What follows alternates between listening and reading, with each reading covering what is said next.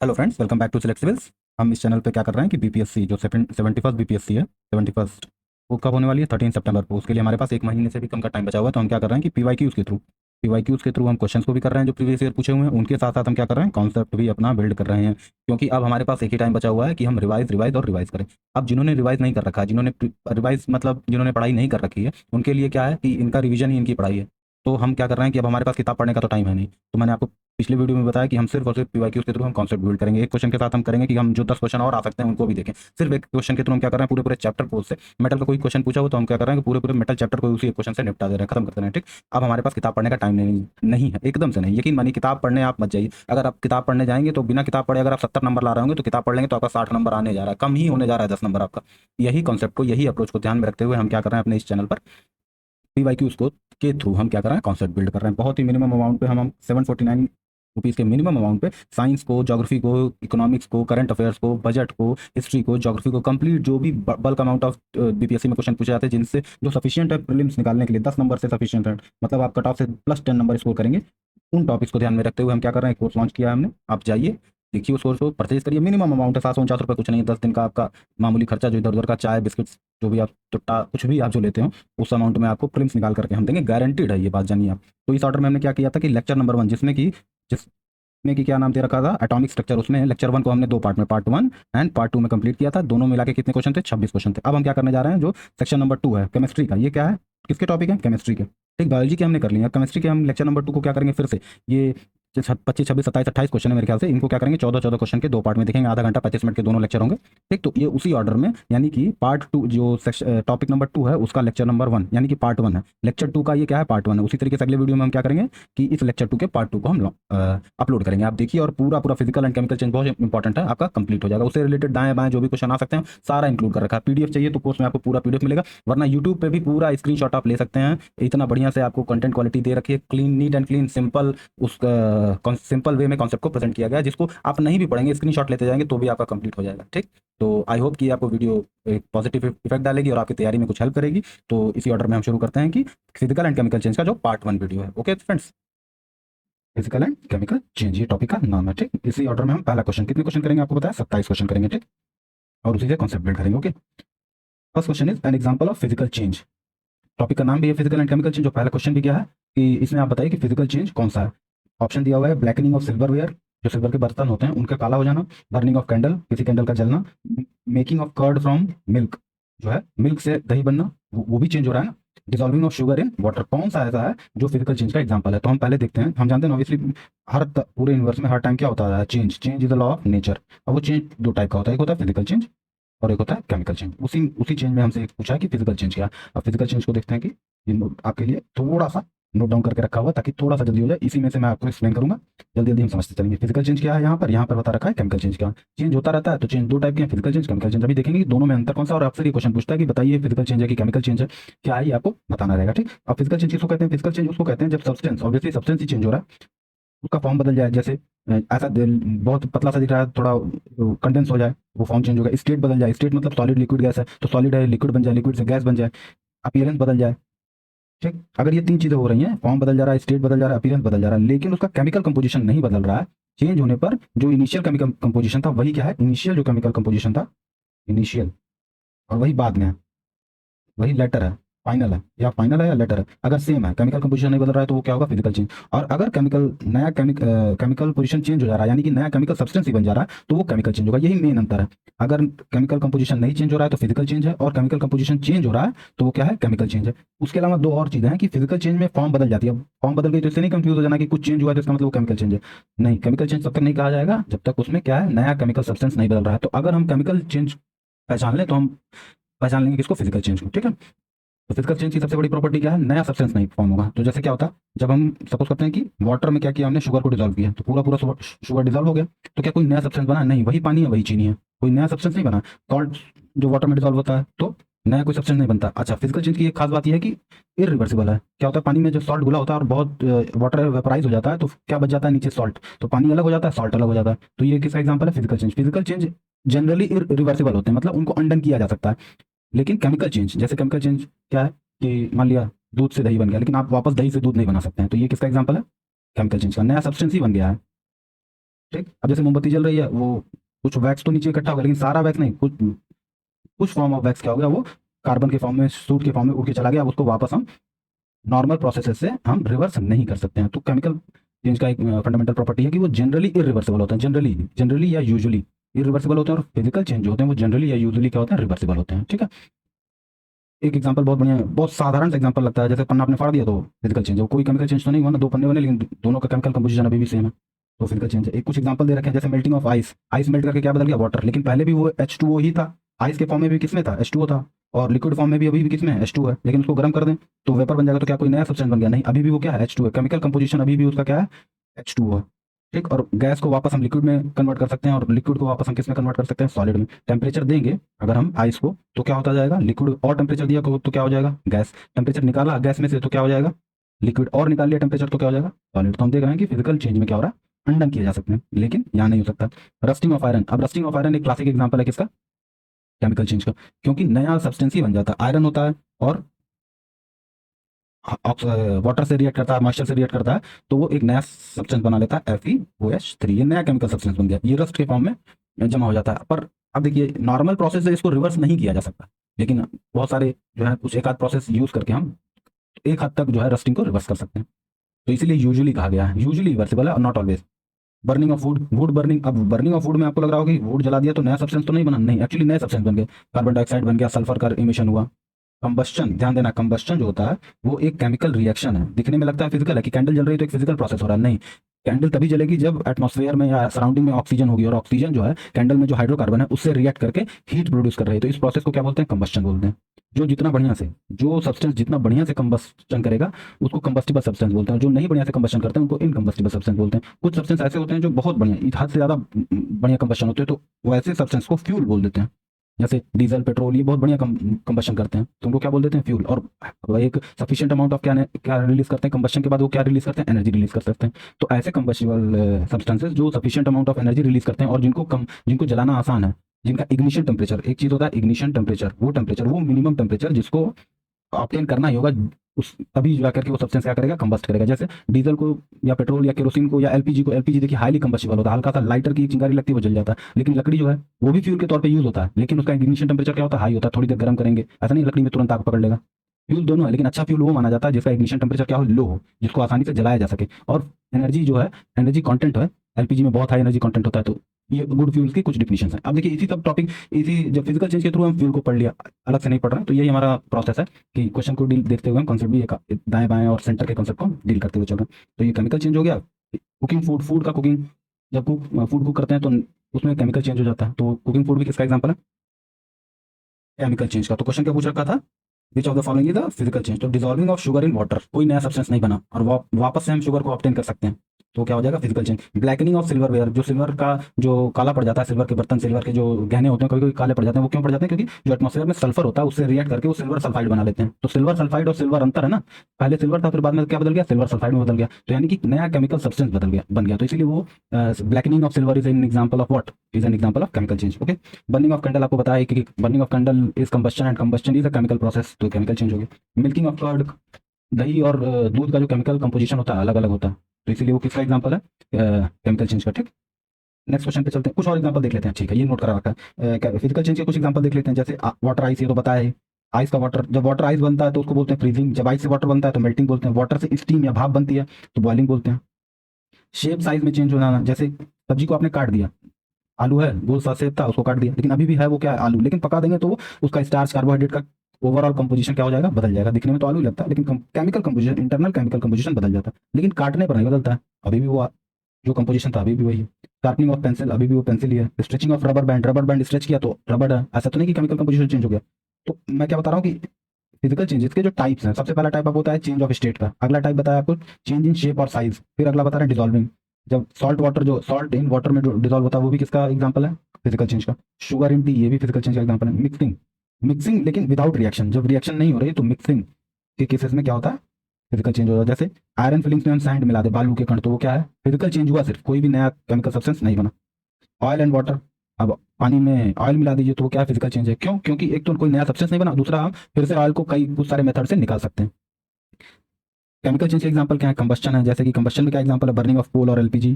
Firework exploding, जो firework explode होता है वो किसका एग्जांपल है? केमिकल चेंज का। पटाखा लग गया तो वापस से वो जो उसका गन पाउडर है आप ऑब्टेन नहीं कर सकते हैं। ऑक्सीडेशन, जैसे rusting of iron. Rusting of iron is an example of oxidation reaction. Tarnishing of silver, या वही ब्लैकनिंग ऑफ सिल्वर जिसको बोलते हैं। डिकम्पोजिशन, स्पॉइलिंग ऑफ मिल्क, दूध जो फट जाता है वो भी क्या? Cooking of egg. अब एक बार एग कुक कर गए तो क्या आप वापस उसका योग को ऑब्टेन कर सकते हैं? क्या उबले हुए अंडे से ऑमलेट बना सकते हैं? नहीं। रिएक्शन इन लिविंग थिंग्स, जैसे डाइजेशन ऑफ फूड। बायो में आपको पढ़ा है कि digestion of food is a chemical process, क्योंकि एकदम नया सब्सटेंस बन जाता है। जैसे जब हम खाना खाते हैं तो किस फॉर्म में खाते हैं? स्टार्च में। लेकिन जैसे मुंह में हमने खाने को लिया वैसे ही वो मुंह में एंजाइम निकला, कौन सा? एमाइलेज नाम का एंजाइम निकला, और उसने क्या बदल दिया? स्टार्च को किस में बदल दिया? माल्टोस में बदल दिया। तो केमिकल कंपोजिशन ही चेंज होगा, पेट में जाके कुछ और बन गया और अंत में जाके स्मॉल इंटेस्टाइन में कुछ और बन गया। तो digestion of food is an example of what? Chemical change. उसी तरीके से फोटोसिंथेसिस इन प्लांट। फोटोसिंथेसिस में क्या हुआ? सनलाइट लिया, सनलाइट लिया, एटमॉस्फेयर से कार्बन डाइऑक्साइड लिया, पानी लिया और ग्लूकोज बना दिया। तो रिएक्शन के स्टार्टिंग में कार्बन डाइऑक्साइड था, एक अलग केमिकल सब्सटेंस। H2O था, एक अलग केमिकल सब्सटेंस। लेकिन रिएक्शन के बाद क्या होगा? एक नया केमिकल सब्सटेंस बन गया जिसको क्या बोल रहे हैं? ग्लूकोज बन रहे हैं, ग्लूकोज बोल रहे हैं, और एटीपी हुआ। तो ये किसका एग्जांपल हो जाएगा? फोटोसिंथेसिस इन प्लांट किसका एग्जांपल हो जाएगा? Chemical change. Okay, next question. अब हो गया, देखिए अब ये अगला क्वेश्चन क्या? Which is not a physical change. अब हम जो पीछे कॉन्सेप्ट पढ़े हैं उसी से बिल्ड कर देंगे। फिजिकल चेंज नहीं है। Dissolving salt in water physical change है, क्योंकि कोई नया सब्सटेंस नहीं बन रहा और हम वापस से सॉल्ट को ऑब्टेन कर सकते हैं, केवल फॉर्म चेंज हो रही है। बर्निंग कोल क्लासिक एग्जांपल है किसका? केमिकल चेंज का। तो अगर ये फिजिकल चेंज नहीं है तो क्या है? ये केमिकल चेंज। और यही हमको बताना है कि विच of the following is not a physical change. तो हम हमेशा पहचानने की कोशिश करें केमिकल चेंज है कि नहीं। अगर केमिकल चेंज नहीं है तो क्या होगा? फिजिकल चेंज होगा। ऐसा सोचने में लगता होगा कि फिजिकल चेंज ज्यादा आसान है प्रिडिक्ट करना, नहीं, केमिकल चेंज ज्यादा आसान है। Melting of ice, ice melt कर रहा है तो वाटर ही है ना, अभी भी मेल्ट करने से पहले भी वाटर था, मेल्ट करने के बाद भी वाटर है। More than one of the above, ये भी नहीं है। सिर्फ और सिर्फ कौन सा? Burning of coal is an example, is not an example of physical change. Okay, ये दिया हुआ है burning of coal. Burning of coal is a chemical change. आप पीछे आपको बताना, coal reacts with hydrogen to form new substances like carbon dioxide, ash, उसके अलावा कार्बन मोनोऑक्साइड और बहुत सारी चीजें, मीथेन भी निकलती है। यही पॉल्यूशन के बहुत बड़े कारण है। डिसॉल्विंग इन सॉल्ट वाटर फिजिकल चेंज है, कोई नया सब्सटेंस नहीं बन रहा है और रिवर्स भी किया जा सकता है। तुरंत मन में सोचिए कि क्या नया सब्सटेंस बन रहा है, क्या रिवर्स कर सकते हैं। तो ये किसका एग्जांपल हो जाएगा?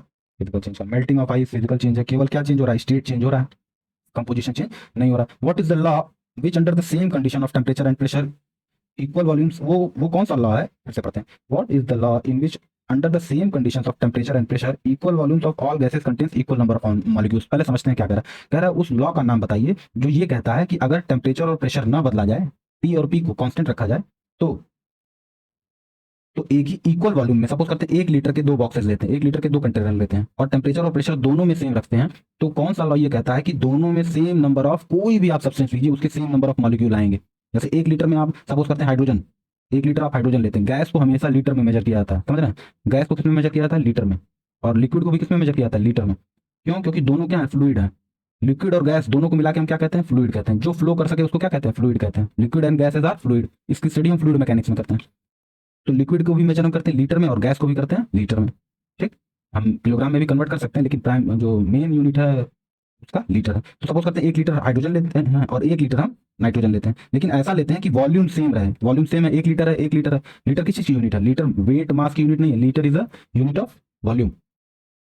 तो 1 लीटर हम क्या ले रहे हैं? हाइड्रोजन ले रहे हैं और 1 लीटर नाइट्रोजन ले रहे हैं। अब हम किसी टेक्निक से इनमें जितने एटम है गिन सके तो हम देखेंगे कि जितना एटम 1 लीटर हाइड्रोजन में है उतने ही एटम क्या है 1 लीटर नाइट्रोजन में है। कुछ भी ले लें, 1 लीटर पानी में भी उतने ही एटम है और 1 लीटर हाइड्रोजन गैस में भी उतने एटम है, लेकिन कंडीशन ये है कि टेम्परेचर और प्रेशर सेम होना चाहिए। अगर इसमें 25 डिग्री सेल्सियस है, स्टैंडर्ड टेम्परेचर कितना होता है? 25 डिग्री सेल्सियस। और स्टैंडर्ड प्रेशर कितना होता है? जिसमें केमिस्ट्री स्टडी की जाती है वो स्टैंडर्ड टेम्परेचर एंड प्रेशर पर की जाती है। तो स्टैंडर्ड प्रेशर कितना होता है? वो होता है 1 एटमॉस्फेरिक प्रेशर, जो इस वक्त हमारे ऊपर लग रहा है वही, उसी को बोलते हैं स्टैंडर्ड प्रेशर। और स्टैंडर्ड टेम्परेचर किसको बोलते हैं? 25 डिग्री सेल्सियस को। तो अगर दोनों में 25 डिग्री सेल्सियस टेम्परेचर है और दोनों में एटमॉस्फेरिक प्रेशर कितना है?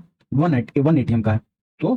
तो चाहे जो सा भी हम कंपाउंड लें, चाहे जो कंपाउंड नहीं, स्पेसिफिकली गैस के लिए जो भी गैस लें, तो उनमें नंबर ऑफ मॉलिक्यूल्स क्या होगा? सेम होंगे। उस लॉ को क्या कहते हैं? Avogadro's law. अब इसमें जो 3 लॉ दे रखा है, कोरियोलिस ये लॉ नहीं, इफेक्ट है। Coriolis effect, Graham's law, Pascal's law, इसको देख लेते हैं। उसके अलावा ऐसे ही जो गैसेस से या लिक्विड से रिलेटेड लॉ हैं उनको देखते हैं। ठीक है, एक second. Okay, answer is D, Avogadro's law. Okay, Avogadro's law क्या कहता है? Under the same temperature and pressure equal volumes of all gases contains the same number of molecules. Equal volume है, 1 लीटर है, सेम टेम्परेचर है, उसमें भी 25, उसमें भी 25 है और दूसरे वाले में भी 25 है। उसमें भी 1 एटीएम है, दूसरे वाले में भी क्या है? 1 एटीएम है। पहले वाले का भी वॉल्यूम कितना? 1 लीटर है, दूसरे वाले का भी, दूसरा वाला जो कंटेनर है उसका भी वॉल्यूम कितना है? 1 लीटर है। तो गैसेस के जो नंबर ऑफ मॉलिक्यूल्स होंगे दोनों में वो क्या होंगे? सेम होंगे। भले अलग अलग हम गैस लें तो भी दोनों के नंबर ऑफ मॉलिक्यूल्स सेम होंगे। ओके, अब देख लेते हैं, जैसे इसी तरीके से एवोगाड्रोस लॉ दिया है वैसे ही कभी कभी आपसे पूछ सकता है ग्राहम्स लॉ क्या है, पास्कल्स लॉ क्या है, बॉयल्स लॉ क्या है। चार्ल्स लॉ क्या है, गै-लुसाक्स लॉ क्या है और डाल्टन्स लॉ क्या है। ठीक, तो एवोगाड्रोस लॉ देखते हैं। एवोगाड्रो लॉ भी देख लिया। अब कैसे याद रखेंगे, जैसे एवोकाडो फ्रूट होता है ना, एवोकाडो का फ्रूट होता है, हर एवोकाडो के फ्रूट में कितने सीड होते हैं, 1 सीड होते हैं।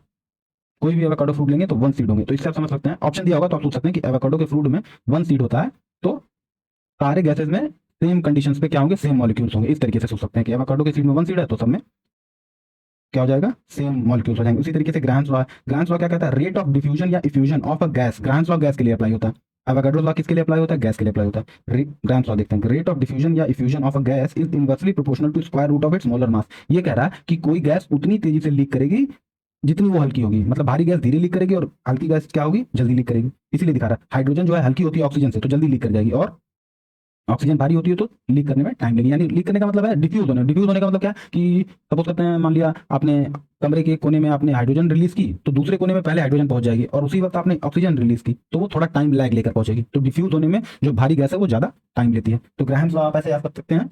एक सेकंड, जो ग्राहम्स लॉ के लिए अगला क्या है, पास।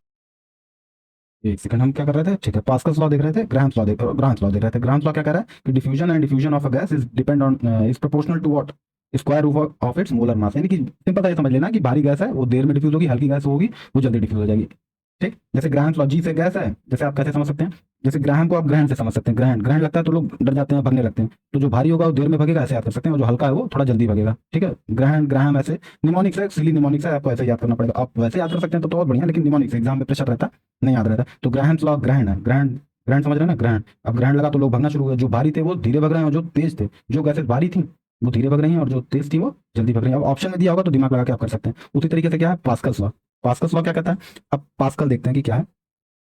पी से पास्कल हो, पी से प्रेशर होता है। ठीक, पी से क्या होता है, प्रेशर, ध्यान रखिए, प्रेशर। और पास्कल में क्या आ रहा है, पास आ रहा है ना, पी से प्रेशर है और पी से भी क्या आ रहा है, पास आ रहा है। तो इससे आप याद रख सकते हैं कि पास्कल लॉ में प्रेशर की बात होती है और कुछ पास करने की बात होती है। अब पास्कल लॉ क्या कहता है, कहता है कि अगर किसी फ्लूइड पे, फ्लूइड आ गया ना, तो फ्लूइड मतलब गैस और लिक्विड दोनों हो गए। अभी तक जो दोनों लाते हैं सिर्फ गैस पे अप्लाई हो रहे थे, लेकिन पास्कल लॉ फ्लूइड पे, लिक्विड पे भी अप्लाई होगा। वो कहता है कि अगर किसी फ्लूइड पे प्रेशर लगाया जाए तो वो इक्वली आर डायरेक्शन में फैल जाता है। वो प्रेशर ऐसा नहीं होता एक डायरेक्शन में, सारे डायरेक्शन में, लंबाई में, चौड़ाई में, ब्रेथ में, डायगोनल में, सब जगह अप्लाई होता है। तो पास्कल लॉ प्रेशर को पास कर देता है, इक्वली पास कर देता है। ठीक, तो अब पास्कल लॉ पे जो हाइड्रोलिक सिस्टम होता है वो पास्कल लॉ पे ही बेस्ड होता है।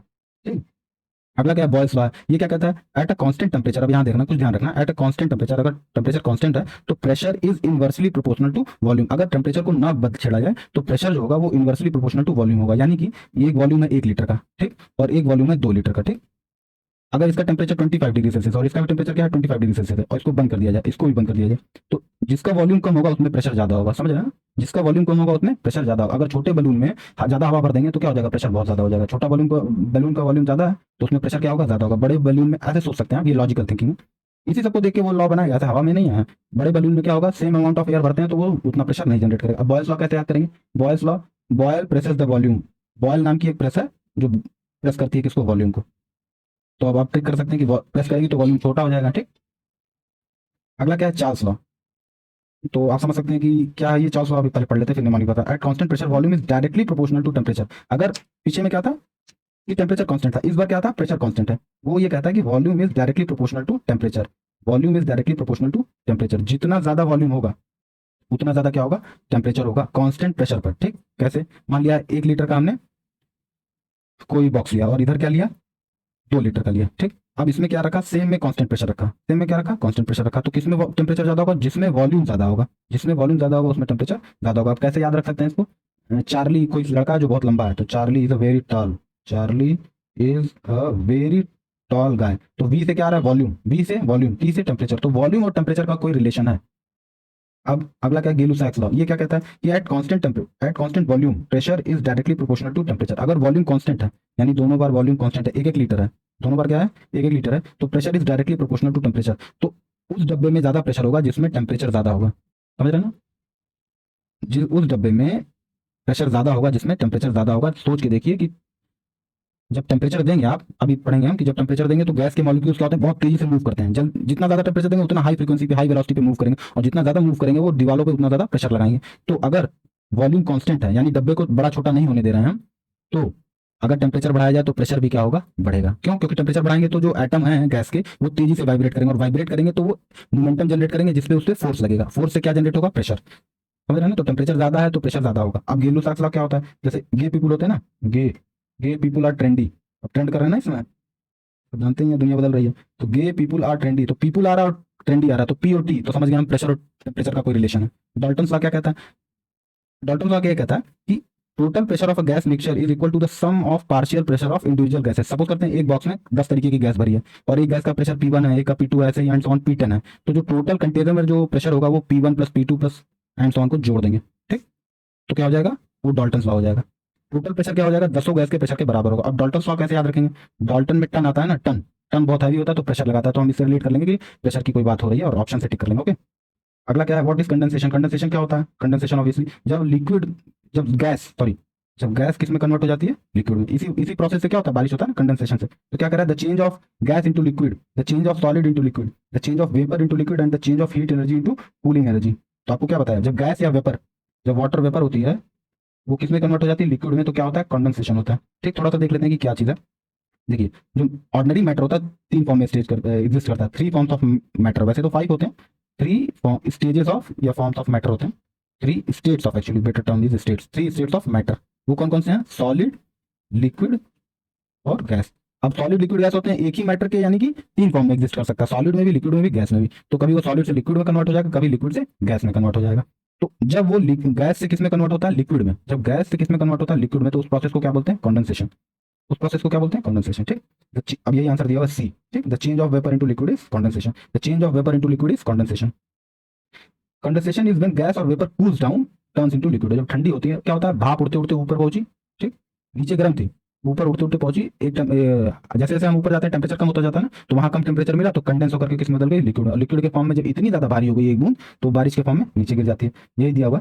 अच्छा, इसमें दूसरा एग्जांपल दिया, water vapour turning due on grass. अब सपोज करते हैं जो एटमॉस्फेयर में वेपर है, एटमॉस्फेयर में वेपर होता है ना, अब कभी क्या करते हैं, सर्दियों की रात में बहुत ठंडा हो जाता है, क्या, जो सपोज करते हैं किसी पत्ते उत्ते पे क्या होता है, बहुत ठंडी हो जाती है, तो उस पर जो वाटर वेपर है कंडेंस होकर बूंद के फॉर्म में इकट्ठा हो जाती है। थोड़ा सा ये बेसिक दे रखा है आपको, सॉलिड के बारे में, लिक्विड के बारे में, गैस के बारे में, जो बेसिक स्टेट ऑफ मैटर है उनके बारे में। उसके अलावा 2 और को आपको बताऊंगा मैं, प्लाज्मा के बारे में और बोस-आइंस्टाइन कंडेंसेट के बारे में, कभी पूछेगा। अब सॉलिड की क्या प्रॉपर्टी है, सॉलिड का शेप वॉल्यूम फिक्स रहता है, शेप और वॉल्यूम फिक्स रहता है। ठीक, कोई आप सपोज करते हैं एक लोहे का क्यूब लेते हैं, तो उसका फिक्स वॉल्यूम है, उसका शेप बदलेगा नहीं बिना प्रेशर लगाया, ऐसा नहीं कि छोड़ दिया तो घूम के आया कहीं से तो बह गया, वो ऐसा तो नहीं होगा। तो उसका वॉल्यूम फिक्स होता है, शेप फिक्स होता है, अगर क्यूब फॉर्म में है तो क्यूब फॉर्म में ही रहेगा, स्क्वायर फॉर्म में, रेक्टेंगल फॉर्म में, जिस फॉर्म में उसी फॉर्म में रहेगा। ऐसा क्यों होता है, क्योंकि बेसिक प्रॉपर्टी है कि जो सॉलिड के, ऑब्वियसली सॉलिड किसी एटम मॉलिक्यूल से मिलकर बना होगा ना, तो इसमें जो मॉलिक्यूल्स और एटम होते हैं बहुत क्लोज क्लोज होते हैं, और बहुत क्लोज क्लोज होते हैं तो इनमें जो अट्रैक्शन फोर्स होता है, इसको बोलते हैं इंटर मॉलिक्यूलर अट्रैक्शन फोर्स, ये बहुत ज्यादा होता है, इंटर मॉलिक्यूलर अट्रैक्शन फोर्स इनमें बहुत ज्यादा होता है। तो ये किस फॉर्म में रहते हैं, इनका शेप फिक्स होता है, इनका वॉल्यूम फिक्स होता है, इनकी साइज फिक्स होती है। क्यों, क्योंकि इंटर मॉलिक्यूलर फोर्स बहुत हाई होता है। अब इंटर मॉलिक्यूलर फोर्स हाई है तो ये सॉलिड की डिफिनेशन है। इंटर मॉलिक्यूलर फोर्सेस थोड़े से कम है, मतलब ये एक सब्सटेंस है, इसमें इंटरमॉलिक्यूलर फोर्सेस थोड़े से कम है, तो क्या होगा, मॉलिक्यूल्स को थोड़ी दूर दूर जाने की आज़ादी हो जाएगी, तो दूर दूर जाने की आज़ादी हो जाएगी तो वो लिक्विड में बदल जाएगा। तो कुछ जब दूर दूर जाने की आज़ादी हो गई, तो जैसे वॉल्यूम, सॉलिड में बिल्कुल भी आज़ादी नहीं थी, तो उसका वॉल्यूम और शेप दोनों फिक्स था। अब लिक्विड में क्या होगा, लिक्विड का वॉल्यूम फिक्स होगा, थोड़ी आज़ादी मिली है, वॉल्यूम फिक्स हो गया लेकिन शेप बदलने लगेगा। ग्लास में रख देंगे ग्लास के शेप का, लोटे में रख दिया लोटे के शेप का, इसलिए हो रहा है क्योंकि थोड़ी सी आज़ादी उसको इंटरमॉलिक्यूलर फोर्स ने दे दी है, क्योंकि वो थोड़े कम स्ट्रेंथ का है, कम स्ट्रेंथ का है तो आइटम थोड़े आजाद हो जाते हैं। अभी हम देखेंगे गैस में, गैस में बिल्कुल लगभग नील होता है इंटरमॉलिक्यूलर फोर्स, तो अगर एक कमरे से आपने हल्का सा स्प्रे किया तो पूरे कमरे में फैल जाएगा। तो ना उसका वॉल्यूम फिक्स है, ना शेप फिक्स है, कुछ भी नहीं फिक्स है, गैस का वॉल्यूम नहीं फिक्स है। ठीक, क्यों नहीं फिक्स है, सारी कहानी किस चीज की, इंटरमॉलिक्यूलर फोर्सेस की। सॉलिड बाई नेचर ऐसे होते हैं कि इंटरमॉलिक्यूलर फोर्सेस बहुत हाई होता है, लिक्विड बाई नेचर ऐसे होते हैं कि इंटरमॉलिक्यूलर फोर्सेस हाई होता है पर सॉलिड जितना नहीं होता। गैस ऐसे होते हैं जिसमें नील इंटरमॉलिक्यूलर फोर्स होता है। अगर एलपीजी आपके किचन में रिलीज कर रही है तो पूरे कॉलोनी में महकने लगेगी, एक ही अगर ज्यादा रिलीज करके, क्यों, क्योंकि इतना वॉल्यूम में फैल जाएगी, वो जहां तक उसको फैलने को मिलेगा वो फैल जाएगी। और एक टाइम ऐसा आएगा कि गैस का एक एक मॉलिक्यूल एक दूसरे से अलग हो जाएगा, अगर सफिशिएंट टाइम दिया जाए तो ये कहीं इधर चला जाएगा, कहीं उधर चला जाएगा, सारे अलग अलग हो जाएंगे। तो वॉल्यूम देख रहे हैं ना, उसका फिक्स नहीं है। पहले तो वो एलपीजी के डब्बे में बनता, तो डब्बे में बनता, प्रेशर लगा के हमने उसका वॉल्यूम फिक्स कर रखा था गैस का, एक्चुअली वो लिक्विड फॉर्म में होता है, लेकिन जैसे रिलीज किया वो क्या हुआ, फैल गया। ओके, तो सेम प्रॉपर्टीज है गैस की, क्या है, शेप वॉल्यूम कुछ भी नहीं फिक्स होता, नो फिक्स्ड शेप और volume, particles very far apart, दूर दूर होते हैं। क्यों दूर दूर होते हैं, इंटरमॉलिक्यूलर फोर्स, फोर्स होगा तो पास आ जाएंगे, दूर फोर्स कम होगा तो नहीं आएंगे। मूवमेंट इनका फ्री और रैंडम होता है। एक बहुत इंपॉर्टेंट टॉपिक है लिक्विड में, कंप्रेसिबिलिटी का, दबा, लिक्विड को ऑलमोस्ट इनफाइनाइट फोर्स लगाकर भी दबाया नहीं जा सकता। समझ रहे हैं, एक ग्लास में सपोज करते हैं 2 पिस्टन है, एक ऊपर है और एक नीचे है, इनके बीच में कंटेनर में पिस्टन लगा दिया, और दोनों तरफ से पिस्टन को दबा रहा है और बीच में कोई भी लिक्विड भर दिया, तो ये पिस्टन दब नहीं सकता। क्यों? क्योंकि लिक्विड ही कंप्रेस नहीं होगा। यहाँ अगर आप मेटल रख दिया आपने, सपोज करते हैं एक बहुत स्ट्रॉन्ग टाइटेनियम का मेटल रख दिया, लेकिन आप प्रेशर लगाते जाएंगे तो अंत में क्या होगा, वो टाइटेनियम का मेटल भी दब जाएगा। लेकिन लिक्विड की ये प्रॉपर्टी ऐसी होती है कि ऑलमोस्ट इनकम्प्रेसिबल होते हैं। इसी का यूज हम जेसीबी वगैरह मशीन में करते हैं, क्योंकि उसमें लिक्विड फॉर्म में ऑयल वगैरह भरा होता है और वो जितना भी वेट होता है वो मेटल टूट जाएगा, लेकिन वो ऑयल कंप्रेस नहीं होगा। तो उसी की प्रॉपर्टी का यूज करते हैं इसमें जेसीबी वगैरह में, जो इसको बोलते हैं, तो कुछ एक पर्टिकुलर नाम है, मैं भूल गया हूँ, देखिएगा उसको क्या बोलते हैं, मुझे ध्यान नहीं पड़ा, अभी ध्यान पड़ता तो मैं बताता हूँ अब। लेकिन गैस इसके ठीक उलट होते हैं, हाईली कंप्रेसिबल होते हैं। 100 लीटर गैस के वॉल्यूम को हम 1 लीटर, 100 लीटर एलपीजी हम 1 लीटर में एक तरह से ठूस के भर सकते हैं, क्योंकि बहुत हाईली कंप्रेसिबल होते हैं। ठीक, वही एग्जांपल दे रखा है मैंने, oxygen, nitrogen and so on.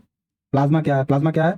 जब किसी मैटर में इतनी ज्यादा एनर्जी आ जाती है कि इलेक्ट्रॉन उससे छिटक के अलग चले जाते हैं, तो जो वो स्टेट बचती है, मान लिया एटम है ना, एटम के चारों तरफ पिछले लेक्चर में आपको बताया इलेक्ट्रॉन रिवॉल्व करते हैं, लेकिन किसी वजह से इतनी ज्यादा एनर्जी मिल जाए कि इलेक्ट्रॉन अलग हो जाए और न्यूक्लियस अलग हो जाए, और एक फिर भी एक रीजन में इकट्ठा रहे, तो वो जो सब्सटेंस बनता है सूपी टाइप का होता है थोड़ा, और कब बनता है? जब बहुत हाई एनर्जी होता है। तो उस मैटर ऑफ स्टेट को, वो ना सॉलिड है ना लिक्विड है, तो पता चलता है वो एक नया स्टेट ऑफ मैटर है, वो क्या है? प्लाज्मा है। हाई एनर्जी होता है कब होता है? जब गैस पार्टिकल आयनाइज हो जाते हैं। आयनाइजेशन का मतलब होता है इलेक्ट्रॉन को एटम को छोड़ देना। अब प्लाज्मा की प्रॉपर्टी क्या है कि प्लाज्मा जो होता है वो इलेक्ट्रिसिटी को कंडक्ट कर सकता है, मैग्नेटिक फील्ड को इफेक्ट कर सकता है। एग्जांपल, सन के अंदर बहुत ज्यादा प्लाज्मा बनता है, लाइटनिंग जब बिजली कड़कती है तो प्लाज्मा बनता है। जो फ्लोरोसेंट बल्ब होता है घरों में, ट्यूबलाइट होता है, बहुत हाई टेम्परेचर हो जाता है, और जो मरकरी गैस भरी होती है, मरकरी गैस वेपर फॉर्म में भरा होता है, वो आयनाइज होकर प्लाज्मा फॉर्म में चला जाता है। जो अरोरा होता है ना, तो अरोरा बोरियालिस, अरोरा ऑस्ट्रेलियालिस आपने सुना होगा, उसमें वो प्लाज्मा फॉर्म में होता है। उसी तरीके से एक सबसे लेटेस्ट नहीं कर सकते, इन सब में सबसे लेटेस्ट है वो है बोस आइंस्टाइन कंडेंसेट। ये मेरे ख्याल से हालांकि आइंस्टाइन के टाइम में थ्योराइज कर दिया गया 1915 में, लेकिन इसको प्रैक्टिकली ऑब्जर्व किया गया था 1980s के टाइम में। तो उस वो ना सॉलिड है वो स्टेट, ना सॉलिड है ना लिक्विड है ना गैस है, वो क्या है? बोस आइंस्टाइन कॉन्डेंसेट है। ओके, तो बोस आइंस्टाइन कॉन्डेंसेट। ठीक, वो उसके क्या डिफिनेशन है? अब जैसे प्लाज्मा हाई एनर्जी पे होता था, और लेकिन जो बोस आइंस्टाइन कॉन्डेंसेट है उसको बहुत लो एनर्जी चाहिए, लगभग 0 केल्विन के करीब एनर्जी चाहिए होती, क्लोज टू एब्सोल्यूट जीरो। मतलब इससे ज्यादा कम टेम्परेचर यूनिवर्स में फिजिक्स अलाउ ही नहीं करती है, इससे कम आप टेम्परेचर कर ही नहीं सकते हैं, वहां तक जाना पड़ता है। तब क्या अचीव होता है हमको? Bose Einstein condensate. इसमें खास बात जानने की है कि जो आइंस्टाइन को तो हम जान रहे हैं, लेकिन बोस को हम नहीं जानते हैं। बोस जो थे वेस्ट बंगाल के फिजिसिस्ट थे, उन्हीं के नाम पर पढ़ा है। इन्होंने सबसे पहले ये आइडिया दिया था कि आइंस्टाइन को लेटर लिखा कि सर ऐसा कुछ हो सकता है, तो आइंस्टाइन ने फर्दर काम किया, और आइंस्टाइन ने ही इस नए स्टेट ऑफ मैटर को प्रेडिक्ट किया, और आइंस्टाइन ने ही इसका नाम दिया बोस स्टेट। लेकिन बोस ने क्या कर दिया? उसको बोस आइंस्टाइन कॉन्डेंसेट कर दिया। ठीक, कॉन्डेंसेट मतलब कंडेंसेशन के फॉर्म में हो जाता है। कब होता है कंडेंसेशन? जब लो टेम्परेचर होता है, अभी पीछे बताया।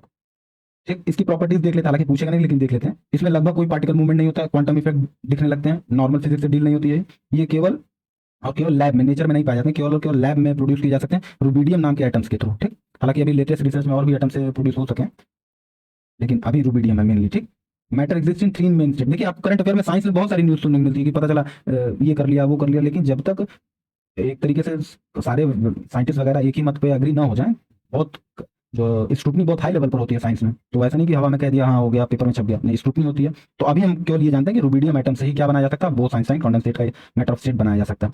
मैटर एग्जिस्ट, ये तो आपको बताया ही। ठीक, ये जल्दी जल्दी पढ़ दे रहा हूँ, बेसिक आइडिया। ये आपको बताया ना कि हीट देंगे तो पार्टिकल एनर्जी गेन कर लेगा और तेज से मूव करने लगेगा और बॉन्ड टूट जाएगा।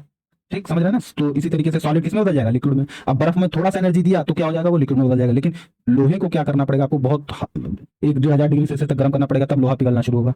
सारा खेल किस चीज का? इंटरमोलिकुलर फोर्सेस का। वही आपको दिखाया है, ये थोड़ा सा देख लीजिए। मेल्टिंग क्या होता है, फ्रीजिंग क्या होता है, वेपराइजेशन क्या होता है, इवापोरेशन क्या होता है, कंडेंसेशन, सब्लाइमेशन, डिपोजिशन, ये सब क्या होता है। मेल्टिंग क्या होता है? जब सॉलिड लिक्विड में बदल जाता है तो उसको क्या बोलते हैं? मेल्ट कर गया है। अब ये मेल्टिंग कब होगी? जब हीट अब्सॉर्ब होगा। आइस मेल्ट होती है, बटर मेल्ट होता है, चॉकलेट मेल्ट होता है। फ्रीजिंग क्या होता है? फ्रीजिंग ऑब्वियसली जब पानी क्या हो जाए? लिक्विड सॉलिड में बदल जाए, इसमें भी हीट रिलीज होगी। आप समझ सकते हैं कि किसमें हीट रिलीज मतलब होता है कि इसमें ठंडा फील करेगा आपको, और एब्जॉर्ब मतलब होता है आपको गर्म फील होगा। तो मतलब आपको नहीं गर्म फील होगा, मतलब आपको हीट प्रोवाइड करनी पड़ेगी। अब मेल्टिंग तो तभी होगा ना, कोई चीज गलेगी तभी, जब आप हीट क्या करेंगे? प्रोवाइड करेंगे। और किसको प्रोवाइड करेंगे? जिसको आपको गलाना, जिसको मेल्ट करना है आपको, तो वो हीट क्या होगी? अब्जॉर्ब होगी। वेपराइजेशन क्या होता है? जब लिक्विड गैस में बदल जाता है। जब लिक्विड गैस में बदल जाता है, देखिए सॉलिड किस में बदल जाता है? लिक्विड में। और लिक्विड किस में बदल जाता है? लिक्विड किस में बदल जाता है? गैस में। लेकिन गैस भी सॉलिड में बदल सकता है, गैस लिक्विड में बदल सकता है। तो एक तरीके का साइक्लिक प्रोसेस है, इन्हीं सबको नाम दे रहा है। जब सॉलिड लिक्विड में बदल रहा है, ये देखिए, जब सॉलिड किस में बदल रहा है? लिक्विड में, तो हम उसको क्या बोल रहे हैं? मेल्टिंग। जब फ्रीजिंग हो रहा है, फ्रीजिंग में क्या हो रहा है? लिक्विड किस में कन्वर्ट हो रहा है? लिक्विड वापस इसमें कन्वर्ट हो जा रहा है, सॉलिड में, तो हम क्या बोल रहे हैं? फ्रीजिंग। वेपराइजेशन, वेपराइजेशन में लिक्विड किस में कन्वर्ट हो रहा है? गैस में। इवापोरेशन, इवापोरेशन लिक्विड किस में कन्वर्ट हो रहा है? गैस में। अब देखिए, वेपराइजेशन और इवापोरेशन में क्या अंतर है? दोनों एक ही जैसा लग रहा है ना, वेपराइजेशन और इवापोरेशन। वेपराइजेशन क्या होता है? इवापोरेशन का ही फास्ट प्रोसेस है। जब आप ज्यादा हीट, अलग से हीट देने लगेंगे तो वेपराइज होता है, लेकिन जब वो एटमॉस्फेयर की हीट से ही वेपराइज होने लगे तो उसको इवेपोरेशन बोलते हैं। जैसे पानी रखा रहता है ना, धीरे धीरे पानी छोड़ दें आप एटमॉस्फेयर में, तो धीरे धीरे पानी कम होने लगेगा। क्यों? क्योंकि क्या होगा कि जो एटमॉस्फेयर में हीट है उसी को लेकर के वो गैसियस फॉर्म में बदलने लगेगा। तो जब एटमॉस्फेयर की हीट को लेकर के होता है तो इवापोरेशन बोलते हैं। जब बाहर से कोई हीट दी जाती है तो उसको वेपराइजेशन बोलते हैं। अब इवापोरेशन जैसे कपड़े सूख रहे हैं ना, तो आप कोई बाहर से तो हीट नहीं दे रहा है, लेकिन धीरे धीरे क्या हो रहा है, सूख जा रहा है। वो जो पानी लगा वो भाप के फॉर्म में क्या हो जा रहा है, उड़ जा रहा है। अगर धूप ना निकली हो तो भी क्या होगा कि अंत में कपड़ा सूख ही जाएगा। तो इवेपोरेशन का है। वेपराइजेशन में क्या होता है कि एनर्जी देनी होती है। जैसे भाप बन रही है, आप गैस ऑन कर रखा है, भाप बन रही है। उसी तरीके से कंडेंसेशन पीछे बताया। सब्लाइमेशन क्या होता है, सॉलिड गैस में डायरेक्टली बदल जाए, यानी कि सॉलिड लिक्विड तक ना जाए। देखिए यहाँ दिख रहा है ना, सॉलिड लिक्विड हो जाता है, लिक्विड से गैस में आता है। लेकिन कभी कभी क्या होता है, सॉलिड डायरेक्ट गैस में बदल जाता है, तो उसको क्या बोलते हैं, सब्लाइमेशन। अच्छा, डिपोजिशन क्या होता है, जब गैस डायरेक्ट सॉलिड में बदल जाए तो उसको क्या बोलते हैं, डिपोजिशन बोलते हैं। यहाँ इसका एग्जाम्पल दिया हुआ है। एक एग्जाम्पल सब्लाइमेशन का क्या है, ड्राई आइस है। कपूर जो होता है ना, उसको आप गर्म करेंगे तो लिक्विड नहीं बदलेगा, डायरेक्ट गैस में बदल जाएगा। तो सब्लाइमेशन का एग्जाम्पल। ओके, अगले क्वेश्चन पे the amount of solute present per unit volume per unit मास। अब थोड़ा सा देखते हैं कि सॉल्यूट क्या होता है, सॉल्वेंट क्या होता है, सॉल्यूशन क्या होता है, ये देखते हैं। सॉल्यूशन क्या होता है, सॉल्वेंट क्या होता है और सॉल्यूट क्या होता है, ये देखते हैं। इससे पहले ये जानने से पहले हम देखते हैं कि सब्सटेंस क्या होता है। थोड़ा सा देखते हैं सब्सटेंस। अब सब्सटेंस दो टाइप के होते हैं, एक तो होते हैं प्योर सब्सटेंस और एक होते हैं मिक्सचर। एक होते हैं मिक्सचर। अब प्योर सब्सटेंस में क्या होता है, प्योर सब्सटेंस में एलिमेंट होता है, एलिमेंट जैसे हाइड्रोजन का एलिमेंट, ऑक्सीजन का एलिमेंट। और प्योर सब्सटेंस दो टाइप के होते हैं, एक एलिमेंट होता है, दूसरा क्या होता है, कंपाउंड। ये सब प्योर होते हैं। जैसे कंपाउंड क्या हो गया, H2O, कार्बन डाइऑक्साइड, ये सब क्या है, सब्सटेंस ही है, लेकिन कैसे सब्सटेंस है, प्योर सब्सटेंस है। प्योर सब्सटेंस में भी क्या है, कंपाउंड है। उसी तरीके से मिक्सचर होता है। सब्सटेंस का एक पार्ट क्या होता है, मिक्सचर। इसको इम्प्योर भी बोलते हैं, एक तरीके से इम्प्योर सब्सटेंस भी बोल सकते हैं। अब मिक्सचर के दो पार्ट होते हैं, होमोजीनियस और हेट्रोजीनियस। होमोजीनियस और हेट्रोजीनियस। अब होमोजीनियस में ये टाइप होता है सॉल्यूशन। होमोजीनियस में क्या होता है, सॉल्यूशन। और हेट्रोजीनियस में हम आगे पढ़ेंगे, कोलाइड होता है और सस्पेंशन होता है। तो अभी चूंकि किसका टाइम आया है, किसका क्वेश्चन है, सॉल्यूशन का, तो हम सब्सटेंस के मिक्सचर वाले पार्ट में होमोजीनियस वाले पार्ट के सॉल्यूशन वाले सेक्शन को देख रहे हैं। ठीक, समझ रहे हैं, कनेक्शन बनाने की कोशिश कर रहे हैं। ठीक, तो इसका आंसर देख लें क्या, कॉन्सेंट्रेशन ऑफ सॉल्यूशन। ठीक है, क्वेश्चन पढ़ लेते हैं क्या है। The amount of solute present per unit volume per unit mass of the solution या solvent is known as concentration of solution. इसको जरा आपको समझाने की कोशिश करते हैं। जैसे पानी लिया, चीनी मिला दिया, तो ये वाटर है। देखिए, वाटर अलग, शुगर अलग। ठीक, वाटर जो हो गया आपका सॉल्वेंट हो गया, जो घुला रहा हो, किसी घोल रहा हो अपने में, वो क्या होता है, सॉल्वेंट। जो घुल रहा हो वो क्या होता है, सॉल्यूट। और इन दोनों के मिलने से जो चीज बनती है वो क्या होती है, सॉल्यूशन। इन दोनों के मिलने से जो बनती है वो क्या होती है, सॉल्यूशन। अच्छा, अब 1 लीटर में हम 100 ग्राम चीनी डाल रहे हैं, 1 लीटर पानी में 100 ग्राम चीनी डाल रहे हैं, और एक बॉक्स में हम 1 लीटर पानी में हम आधा किलो चीनी डाल रहे हैं। तो कौन सा ज्यादा गाढ़ा होगा, जिसमें ज्यादा शुगर होगा, यानी जिसमें सॉल्यूट ज्यादा होगा वो उसका कॉन्सेंट्रेशन क्या होगा, ज्यादा होगा। तो इसी तरीके से हम क्या डिफाइन करते हैं, कॉन्सेंट्रेशन ऑफ, हम किसका कॉन्सेंट्रेशन डिफाइन कर रहे हैं, सॉल्यूशन का। पहले 1 लीटर में 100 ग्राम डाला था, 1 लीटर में 100 ग्राम चीनी डाली थी। अब 1 लीटर में क्या कर रहे हैं, आधा किलो चीनी डाल रहा है। तो कॉन्सेंट्रेशन बदल रहा है ना, गाढ़ा हो जा रहा है। तो वही ऑप्शन है, वही क्वेश्चन है कि जो सॉल्यूट प्रेजेंट होता है पर यूनिट वॉल्यूम और पर यूनिट मास में किसी सॉल्यूशन या सॉल्वेंट में, उसको क्या बोलते हैं, उसको बोलते हैं कॉन्सेंट्रेशन ऑफ सॉल्यूशन।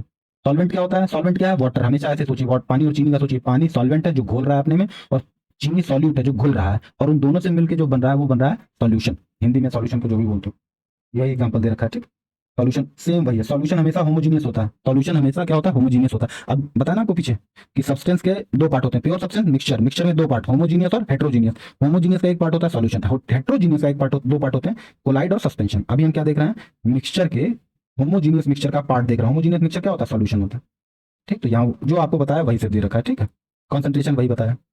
अब थोड़ा सा देख लेते हैं एक अलग से कॉन्सेप्ट, सैचुरेटेड और अनसैचुरेटेड सॉल्यूशन क्या होता है। 1 लीटर आपने पानी लिया, ठीक, उसमें 100 ग्राम चीनी डाले, फिर क्या किया, फिर 100 ग्राम चीनी डाले, फिर 200 ग्राम चीनी डाले, और घोलते जा रहे हैं, घोलते जा रहे हैं। एक टाइम ऐसा आएगा कि आप चीनी डाले, जैसे चीनी डाले तो जो नई चीनी डाले वो घुलेगी ही नहीं। तो जब घुलना बंद हो जाए, जब सॉल्यूट जो है सॉल्वेंट में घुलना बंद हो जाए, तो हम कहते हैं वो सॉल्यूशन सैचुरेट हो गया।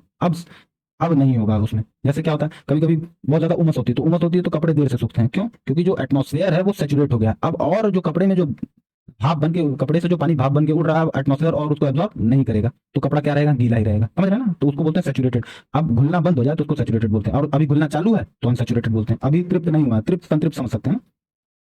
ओके, ये थोड़ा सा डिफिनेशन दे रखा है सॉल्यूशन का, जो पीछे बताया कॉन्सेंट्रेशन, सैचुरेटेड, अनसैचुरेटेड, इसको टेबुलर फॉर्म में दे रखा है, ताकि आप स्क्रीनशॉट लेकर के। ओके, अच्छा ऐसा करते हैं कि हमने 1 से लेकर 5 तक तो कर लिया क्वेश्चन, और कंप्लीट कॉन्सेप्ट देखा हमने। ऐसा नहीं कि कुछ भी आधा अधूरा देखा, कंप्लीट कॉन्सेप्ट देखा है, और 40 मिनट हो गया है। और तो क्या करते हैं कि पार्ट 1 को यहीं पर समाप्त करते हैं, यानी पार्ट 1 सिर्फ 1 से लेकर 5 तक है। बाकी अगले क्वेश्चन में हम, अगले पार्ट में, पार्ट 2 में हम क्या करेंगे कि 6 से लेकर बाकी जो 27 क्वेश्चन है उसको खत्म करेंगे। वो 30 मिनट में खत्म होगा, छोटा छोटा है। ठीक, या इन्हीं से पार्ट 1 से ही रिलेटेड है वो, तो मैं सोच रहा हूँ कि यहीं पर खत्म करते हैं। ठीक, तब तक इसको आप देखिए, रिवाइज करिए, रिपीट करिए बार बार। अब मैं आपको बता रहा हूँ ना, यही आपके पास टाइम है। ठीक है, तो अब हम इसको यहीं समाप्त करते हैं। ओके, नेक्स्ट पार्ट में, यानी कि लेक्चर नंबर 2 के पार्ट 2 को हम नेक्स्ट वीडियो में कवर करेंगे। Okay, thank you. पढ़िए, पढ़ते रहिए, जरूर प्रीलिम्स निकल जाएगा आपका। फोकस रखिए, हाँ, लास्ट में एकदम नहीं हड़बड़ा जाना है। अभी 1 महीना बहुत है। एक बार आपने पकड़ लिया किसी को, किसी टीचर, किसी किताब, कुछ भी, कोई चैनल पकड़ लीजिए, हो जाएगा। आपको अच्छा लग रहा है तो यहीं पे स्टिक करिए, वरना नहीं अच्छा लग रहा तो तुरंत हट भी जाइए, ये भी नहीं है। ओके, तो लेक्चर नंबर 2 का ये जो है पार्ट 2 हम नेक्स्ट वीडियो में शूट करेंगे। Okay, thank you.